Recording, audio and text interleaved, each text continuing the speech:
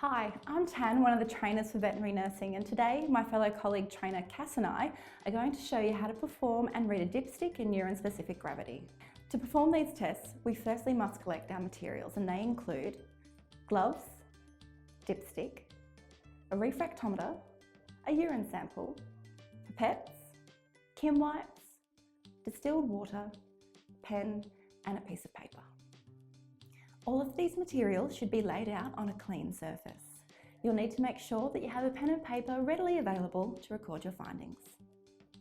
Next, we need to make sure we apply our gloves to protect both personnel and the sample. Using the pipette, we aseptically aspirate the sample. Place one drop on each chemical test and wait the allocated time for the pad to develop.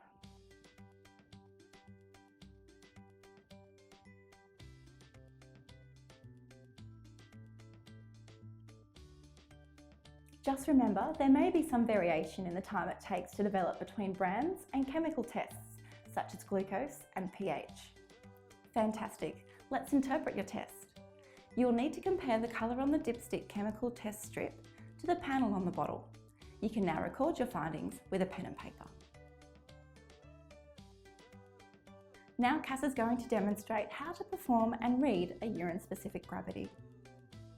Before we use the refractometer, we need to calibrate it to ensure a correct reading of our sample. To calibrate the refractometer, obviously we need the refractometer, distilled water and a Kim wipe. Just open the daylight cover to expose the glass prism and apply distilled water liberally. Now close the daylight cover and press lightly to eliminate any air and hold the refractometer so you can view through the eye cup. Here's a tip for you. If you look up into the light, it makes it much easier to read. To view the result clearly, you can adjust the focus by using the smooth focus piece to suit your vision. The correct calibration with the use of distilled water should reveal a USG of 1.000, or you could say 1000. If your result differs, you'll need to adjust the calibration screw found here until the light-dark boundary coincides with the null line. Once this is achieved, we'll need to remove all traces of distilled water using the Kim wipe. So why do we use Kim wipes? Kim wipes are used as they're soft, lint and scratch-free, and when we use them, they protect the sensitive glass prism of the refractometer. Tissues are commonly used in practice, however, this can result in inaccurate readings as a result of tissue debris and scratches left on the surface. The use of Kim wipes is best practice. Okay, let's perform our USG. Gently invert our sample to ensure that all particles are well mixed. Now using a fresh pipette, we aspirate a small volume and using a level surface, apply 1 to 2 drops of the urine to the glass prism.